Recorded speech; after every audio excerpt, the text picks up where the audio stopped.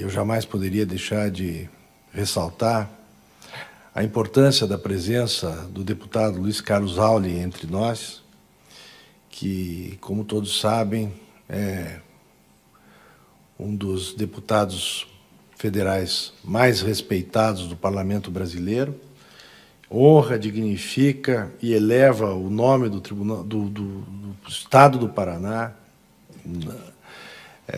nas esferas federais.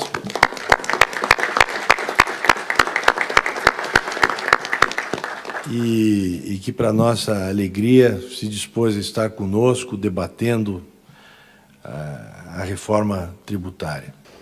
Bom dia a todos. É com muita alegria que damos início, então, ao nosso primeiro painel deste evento, que é dedicado à realização de debates sobre as diversas perspectivas da reforma tributária.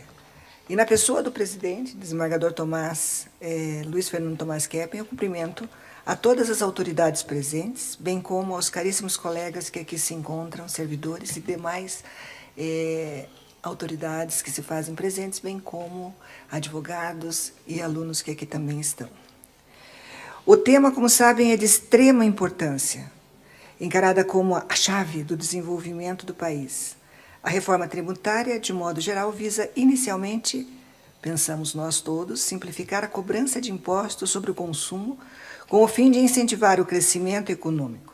Esse é apenas um dos fatores que traz à tona essa reforma, a concentração de 5 tributos, o PIS, o CONFINS, ICMS, ISS e IPI, no chamado Imposto sobre Bens e Serviços, fato que imediatamente revela o tema deste painel e que busca investigar e debater a reforma tributária como uma mudança de fato necessária e indispensável. Para isso, então, nós contamos com a presença de brilhantes expositores e integrantes nesse painel. Eu vou fazer uma breve leitura do currículo dos nobres colegas.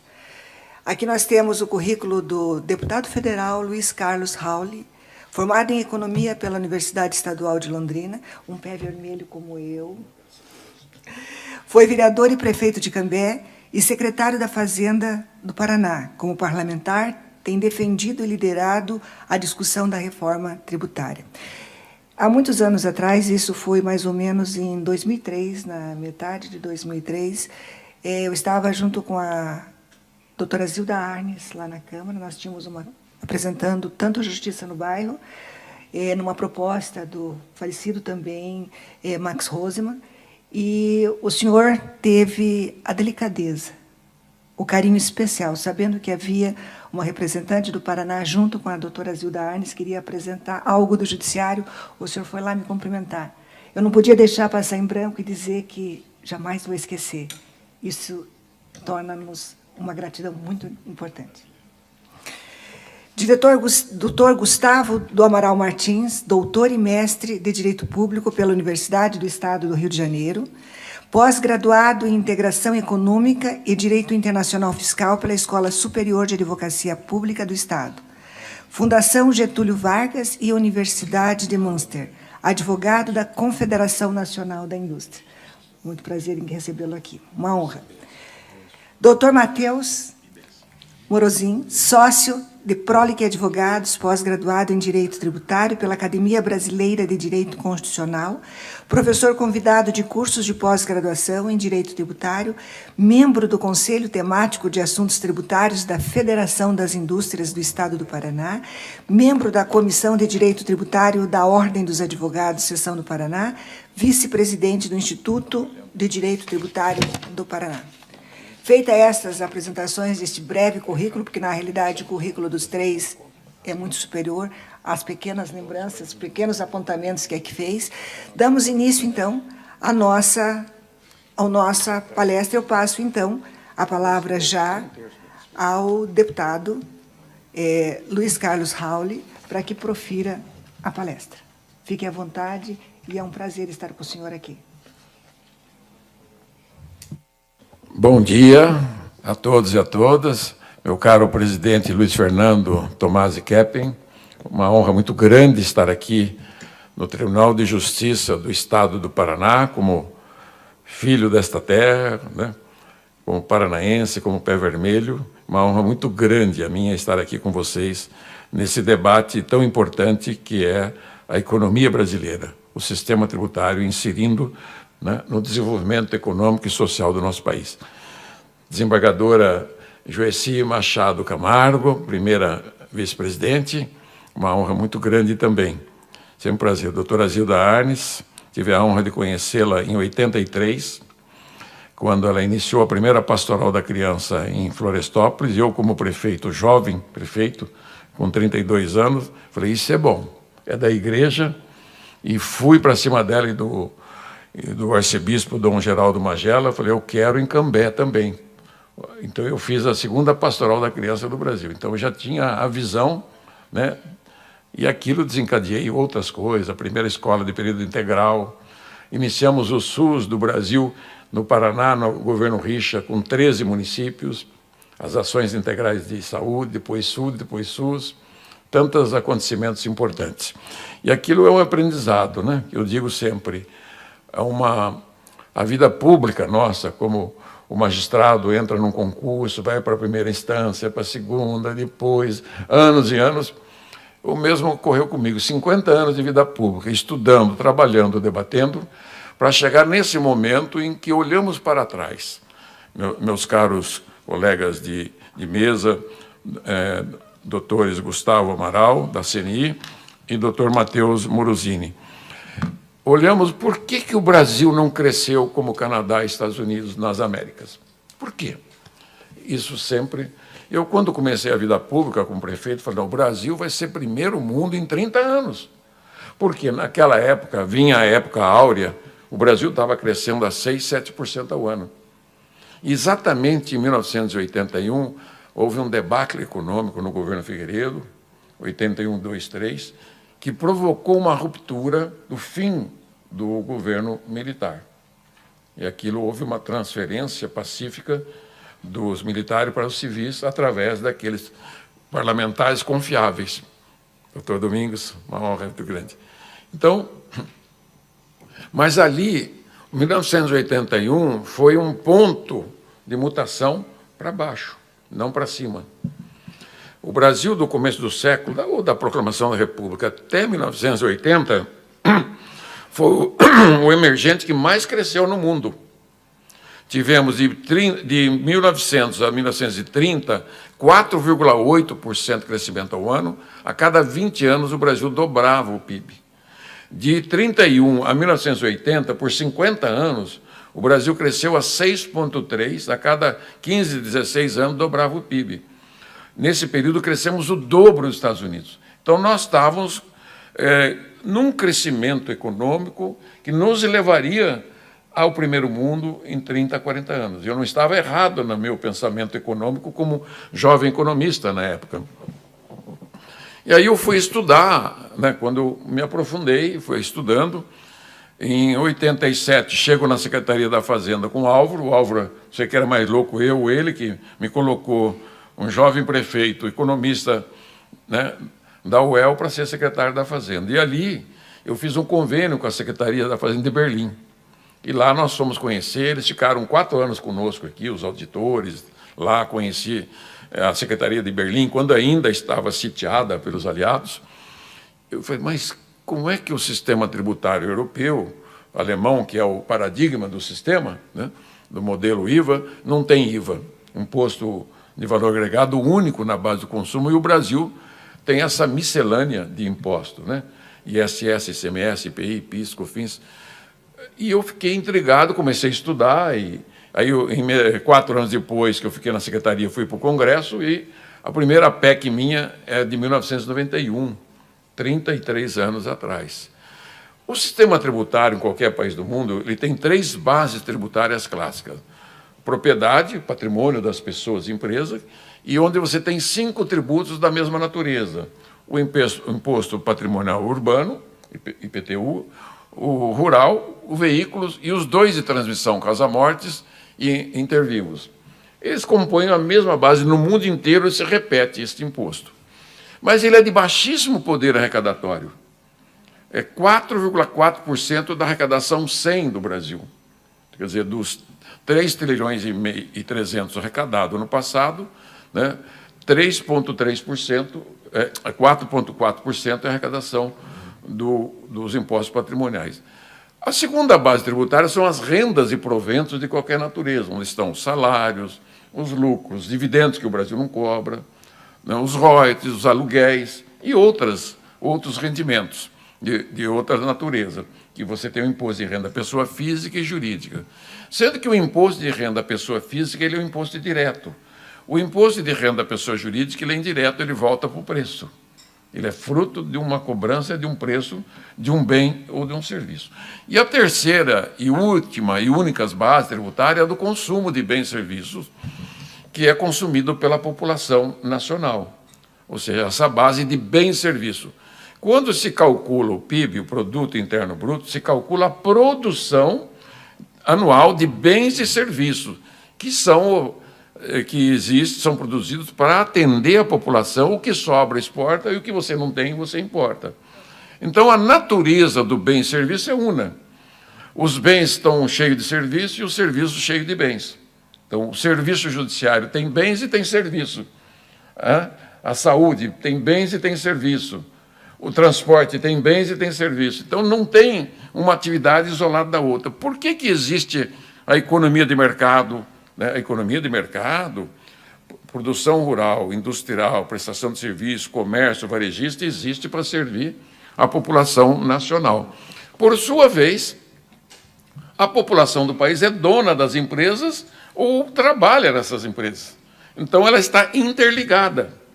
Então, a base do consumo, nos países da OCDE, que compõem 37 países mais ricos do mundo, a tributação do patrimônio é 5,5% médio, sendo que os Estados Unidos é 11% da arrecadação nacional, mais do que o dobro. A OCDE tem um pouco, por conta dos países de origem latinas, né, e ele cobra pouco de patrimônio. Estados Unidos, Canadá, Inglaterra cobram mais do que o dobro dos impostos patrimoniais do que o Brasil. No segundo ponto, a base da renda no Brasil é 21% da arrecadação. 21 com 4 e pouco dá 25% da arrecadação em renda e patrimônio. Nos Estados Unidos, 50% da arrecadação é imposto de renda, 11% patrimônio, 60% os dois. Na OCDE, é 40%, que é a soma, né, do imposto de renda e do patrimonial. E o consumo no Brasil é 75% consumo e folha de pagamento. Nos Estados Unidos, 40%, e na OCDE, né, 60%. O que significa essa dosagem da carga tributária? Os países que tributam menos o consumo são aqueles que mais crescem. Por isso que os Estados Unidos é a economia mais forte do planeta Terra. Economia democrática, né? Não uma economia comunista como a China, que é capitalismo, comunismo, não tem nada a ver com o modelo, estou falando do modelo ocidental nosso. Como o Brasil tributa muito o consumo, né, de bens e serviços, e com a folha, que também é tributação de consumo, que vai tudo para o preço, digamos que o Brasil tenha 100 mil itens e subitens de bens e serviços que são oferecidos à população. Se eu tributo 100 mil itens isonomicamente, eu preciso de uma alíquota única nacional para aquele bem. Como não tem esse modelo, o Brasil, em 1965, criou este modelo atual com a Emenda Constitucional 18. A Emenda Constitucional 18, ela deu para o município o serviço, deu para o Estado tributação de bens, o ISS município, o ICMS, e o governo federal um adicional de tributo dos bens, que é o IPI. E a União Federal ficou com o imposto de renda, com a contribuição previdenciária. Então, esses tributos foram organizados desta maneira. Ao longo dos anos, como a União, em 88, perdeu muito para os estados, eu era secretário do Paraná, e eu tinha sido prefeito, vereador, então o lobby nosso dos estados e municípios foi muito grande em cima do Constituinte. E o Constituinte não fez reforma tributária, embora houvesse um projeto do IPEA muito bom de IVA. Aquilo foi a minha primeira inspiração, aquele projeto, de criação de um IVA no modelo IVA europeu, que tem em 174 países do mundo. Então, Esse modelo, com a Constituinte, nós, os Estados, conseguimos tirar da União. Nós já tínhamos 32% do imposto de renda e do IPI no Fundo de Participação dos Estados e Municípios. Com a Constituinte, nós conseguimos 15% a mais de imposto de renda e 25% de IPI. Então, nós ficamos com 47% do imposto de renda e 57% do IPI. Hoje é 50% e 60%. A União Federal, e tiramos da União também Federal, os 5 impostos únicos monofásicos. Naquela época tinha o imposto único de energia, de combustível, telecomunicações, transporte e minerais. Então, nós, os estados e municípios, e o Constituinte, que ele era municipalista, estadualista, olhamos aquele, né, leão gordo, viçoso, e tiramos uma paleta gorda da arrecadação nacional. Mas foi um ledo engano, A União Federal, ao longo desses últimos 30 e poucos anos pós-Constituinte, ele se vingou. Ele criou a COFINS, criou o PIS, IOF, e todas estas barbaridades tributárias que não existem em lugar nenhum do mundo. Então, poluiu a base do consumo. Então, você tem 5.570 municípios com legislações de ISS, guerra fiscal entre municípios, 27 legislações estaduais, guerra entre os estados, e as legislações federais, segundo o IBPT, são mais de 500 mil de normas tributárias expedidas da Constituinte até hoje. Então, daí surge o colega de vocês, Dr. Becker Gaúcho, que era um grande tributarista, a expressão, né, manicômio tributário ou carnaval tributário.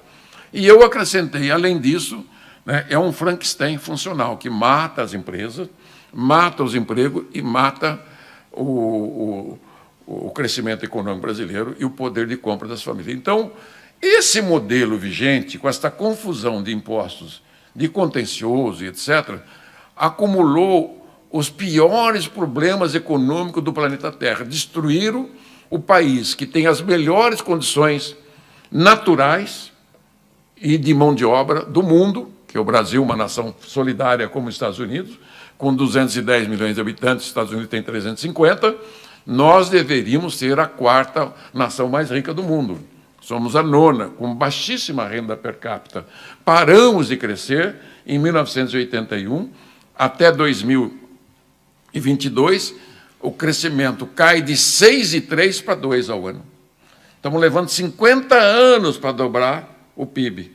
Desde que começou a crise do primeiro ano, de 81 até agora, nós não dobramos o PIB real.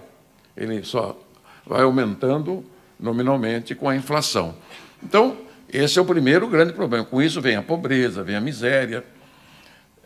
Segundo problema, o sistema tributário, segundo o INSPER, acumula hoje 7 trilhões e meio de contencioso tributários, administrativo e judicial.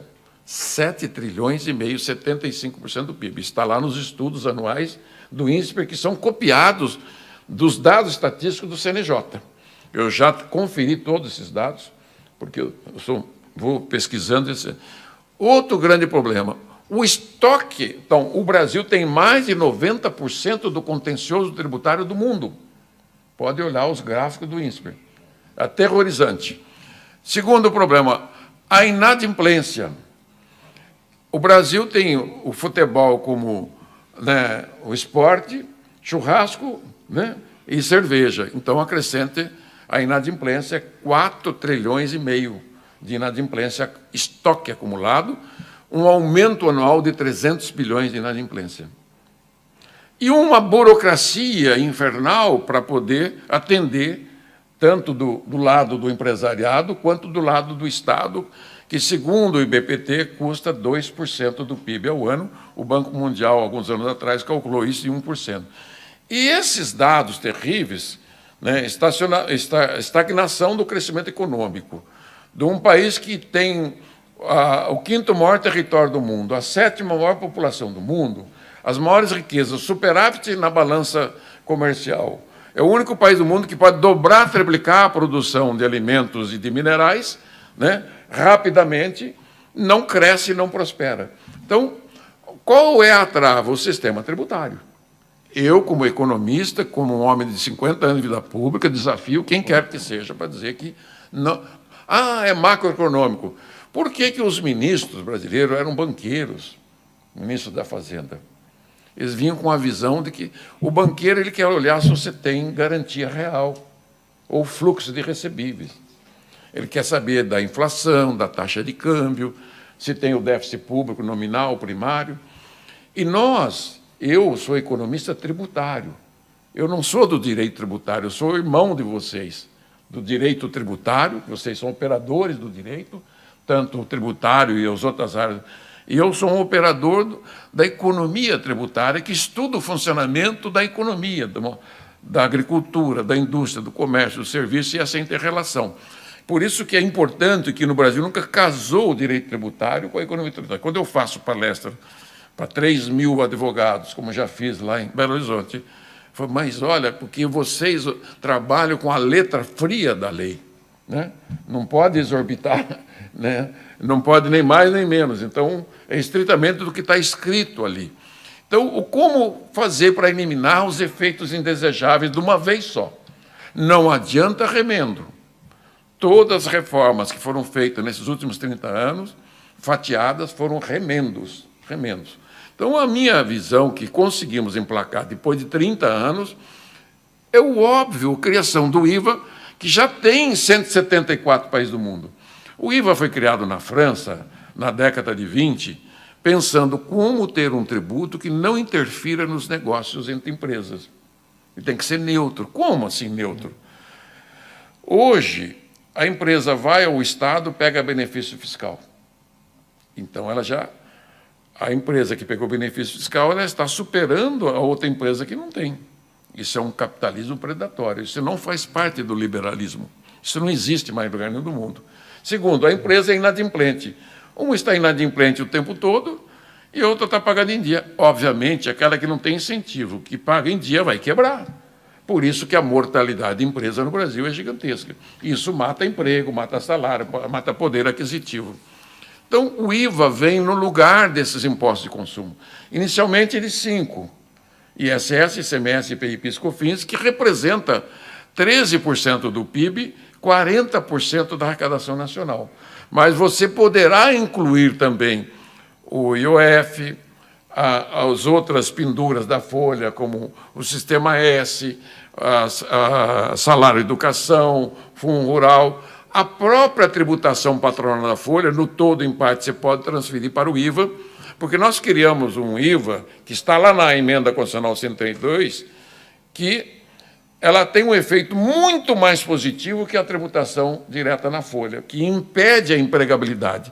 A tributação da folha é um dos fatores que faz com que a informalidade no Brasil seja uma coisa absurda de grande, né? A informalidade no Brasil, sobre emprego e desemprego, chega a 30 milhões de trabalhadores. Então, nós pensamos num IVA clássico, orientado pela diretriz da OCDE, do IVA europeu, mas que aqui teríamos que ir além, pensando além da casinha. Inicialmente, queríamos um IVA de uma alíquota única, não conseguimos, porque, equivocadamente, por essa questão de política extrema-direita e extrema-esquerda, acabou confundindo. Graças a Deus, não estou nos extremos, né? Nós estamos no centro, olhando para frente e para cima, né? E não tem nada a ver com o centrão, mas é um moderado, né, progressista, desenvolvimentista, que acredita na economia de mercado, liberal, mas que tem que ter a norma legal, isonômica e transparente para todos.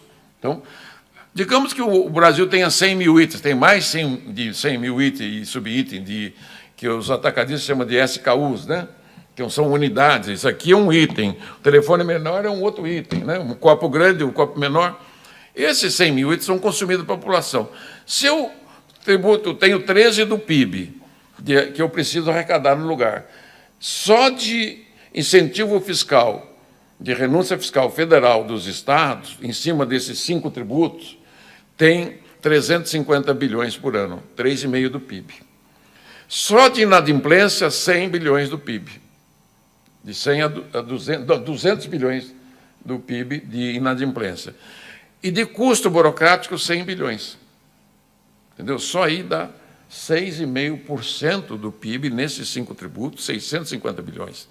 O consumo das famílias do Brasil, segundo o IBGE, ele é de 65% do PIB, que é a POF, que é a Pesquisa de Orçamento Familiar, que se o PIB brasileiro, 100%, é 10 trilhões, 65%, 6 trilhões e meio, é o que todas as empresas vendedoras finais vendem para a população local, 6 trilhões e meio.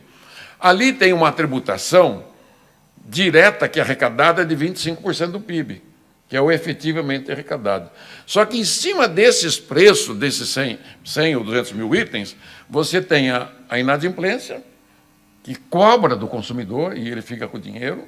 Você tem o incentivo fiscal, que cobra do consumidor, 90% fica dentro da empresa, que a empresa raramente uma empresa retira isso. Tanto é verdade que o Supremo e a Receita estão tributando os incentivos fiscais estaduais. Eu acho uma coisa, uma barbaridade, errado, mas o atual governo conseguiu passar uma lei, contra o meu voto, para tributar os incentivos dados pelos estados. Isso vai ser uma coisa terrível, né, que está acontecendo agora. Então, o incentivo fiscal, a inadimplência e a própria burocracia de 100 bilhões está dentro do preço.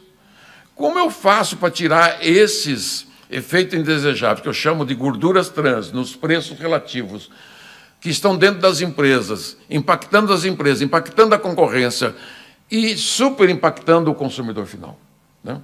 Então, se eu tenho um IVA único nacional, uma única lei, única para o IBS e CBS, você já elimina, né, toda essa barbaridade, acaba com a guerra fiscal, né? Infelizmente, os governadores colocaram para 32.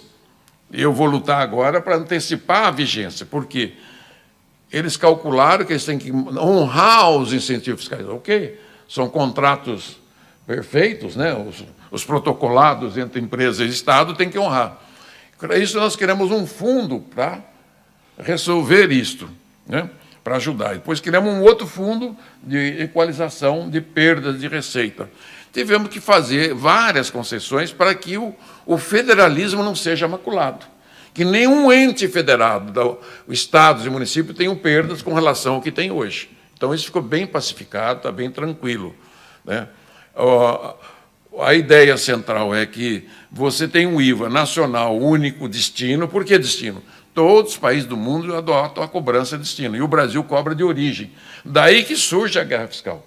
Se eu tributo o CM de origem, eu posso dar um incentivo numa estupidez que o Brasil cometeu lá atrás, na origem do ICMS, de ter barreiras interestaduais. Nenhuma federação no mundo tem isso. Não tem, acabou, isso não existe. Isso existia lá para trás. Então, que é o impedimento. O Paraná é 12, é 7, não sei o quê. Fica toda essa confusão de origem e destino. Então, nós precisamos eliminar. E a sonegação? Há estudos que o Brasil tem 25% do PIB na informalidade. Então, nós temos uma perda de tributo de 8%. 33 e 25 dá 8%. Então, 800 bilhões por ano são perdidos de arrecadação. Ou seja, o PIB brasileiro, em vez de ser de 10 trilhões, poderia ser de 12 trilhões e meio, se capturasse 100% da sonegação. Claro que não vai capturar, mas eu tenho convicção de que 2/3 desse PIB vai ser capturado com o IVA.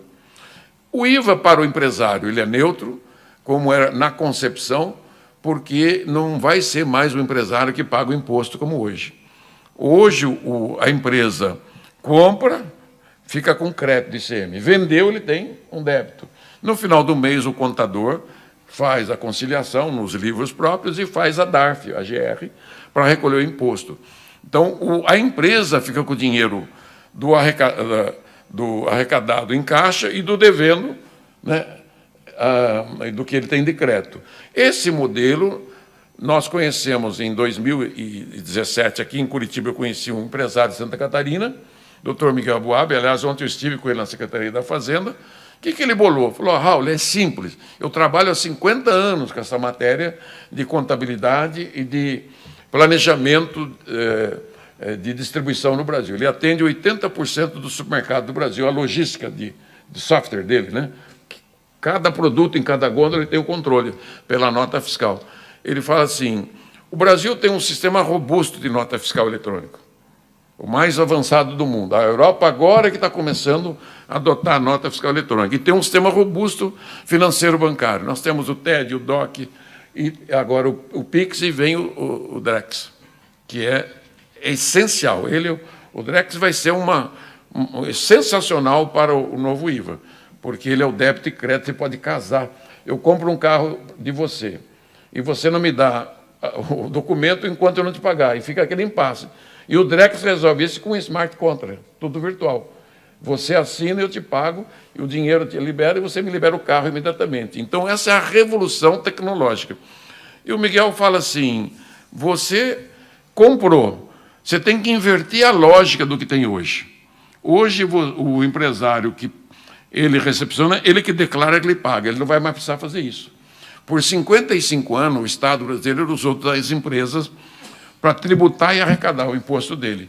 O modelo de cobrança eletrônico não precisa nada disso. Os bancos já são a demonstração. O Brasil tem 1 bilhão de contas bancárias para 210 milhões de pessoas, segundo os relatórios da FEBRABAN. Para onde vai o dinheiro dos bancos? Vai para uma central única nacional. Ninguém põe a mão. O débito, crédito, depósito, saque, transferência, tudo é feito. Então, o que ele diz assim, a nota fiscal eletrônica, o boleto, amarra a nota fiscal no boleto do pagamento da compra. Na liquidação da compra, a hora que o cidadão paga, o imposto é retido e o dinheiro da empresa vai líquido. Então, os contratos daqui para frente, as empresas não vão mais considerar o imposto que vai ser por fora. Isso é uma revolução. Isso é a ressurreição do capitalismo brasileiro. Vai dar isonomia, vai dar transparência, sem guerra fiscal, sem renúncia, vai combater a sonegação. Então, é isso que nós defendemos. E para os pobres, porque o atual modelo, além de todas as perversidades, há vários estudos do IPEA, da FIPE, da Fiesp, 53% da tributação, da renda de 2 salários mínimos, até 2, é carga tributária, segundo o IPEA. E quem ganha acima de 30, 29. Você começa a observar isso mesmo. Para nós, classe média e média alta, o peso do consumo é pequeno. Para uma família de baixa renda, ela gasta tudo no consumo. E é lá que está 75% da tributação. Então, nós vamos fazer o cashback para ela. Nota Fiscal Brasil, nota única, devolução de imposto para as famílias de baixa renda, o ativo fixo, devolução também imediata. Então, nós vamos sanar todas as deficiências. Vai ser o maior... precisamos fazer um modelo de desenvolvimento econômico, industrial. Não precisa. O maior modelo de desenvolvimento econômico que o Brasil precisa é um bom sistema tributário, neutro, transparente e justo. Aí todo mundo vai crescer, prosperar, vai gerar emprego, vai gerar renda e o consumidor vai pagar o imposto justo. Anualmente ele não vai ficar, né, com essa gordura de 650 bilhões. Desculpe ter falado muito, mas que é importante registrar essa síntese que, dos meus 50 anos de estudo, procurei ser o mais resumido possível, dizer assim, o IVA é uma solução. E lá na frente o governo pode mexer no imposto de renda, melhorar essa tributação, mas desde que diminua do consumo. Ele não pode criar imposto de renda sem diminuir o consumo. Vou aumentar o imposto de renda em 10% no Brasil, mas tem que diminuir 10% do imposto de consumo. Eu estou ali atento. Hoje o governo tem 34 grupos estudando a legislação do IVA complementar. O CONFAS, que representa os estados, tem 19. A Câmara, eu criei um grupo na Comissão de Finanças, eu sou o relator. As frentes parlamentares têm outro, a CNI e outras entidades, todos estão trabalhando. E eu estarei atento para que este modelo que eu defendi aqui, ele esteja dentro do texto. É o crédito financeiro que acaba com o crédito escritural. Quantos por cento das ações tributárias do ICM são relacionadas a crédito? Mais de 2/3. Acaba com esse crédito frio, nota calçada, nota paralela, né? Acaba com tudo isso. E o contencioso, nosso entendimento, que é uma preocupação do doutor Luiz Fernando Tomasi, o IBS cuida, a Justiça Estadual cuida do IBS e a Justiça Federal, né, cuida do CBS. CBS por quê? É a contribuição para financiar a Seguridade. E ela pode ser, desde já estou apresentando um projeto, com essa briga dos 17 setores que querem pagar pela receita bruta, já poderia adiantar fazer a reforma da folha pelo próprio CBS, que entra em vigor ano que vem. Então nós teríamos uma solução única, reduzindo o encargo e o ônus que a folha tem sobre as empresas. Aí aumenta a empregabilidade, já tem ganhos de imediato. Com esse modelo implementado, 2,32, o Brasil vai crescer como a China. Não tenha dúvida disso. 6, 7%. Não há nenhuma razão um país emergente, rico como é o Brasil, não crescer como os países emergentes. Foco, força e fé nessa empreitada, que não é fácil. Tem muita dúvida, muito medo, porque é um rompimento com um passado de problemas, de todo tipo de estupidez que o Brasil comete. Ok? Um grande abraço a todos. Que Deus abençoe.